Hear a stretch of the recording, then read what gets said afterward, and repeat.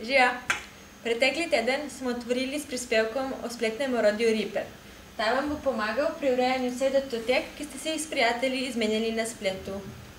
Ko smo se pretekli teden spravljali k pisanju torkovega prispevka, smo bili vsi v ekipi popolnoma brez navdiha. Seveda smo se vprašali, kje ga lahko najdemo na internetu. Odgovor: YouTube in njegovi videoposnetki. Nekaj najboljših smo vam objavili tudi v prispevku. Google Docs je zelo dolgo vladal na prestolu orodij za skupno urejanje dokumentov.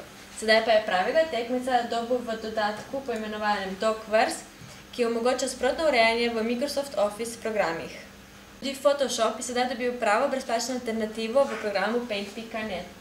Vsebuje vse bistvene funkcije za urejanje fotografij, predvsem pa je uporaba zelo enostavna. Konec novembra Američani praznujejo zahvalni praznik, ali kot mu oni rečejo, Thanksgiving. Lepo bi bilo, da bi se tudi mi komu ali čemu zahvalili.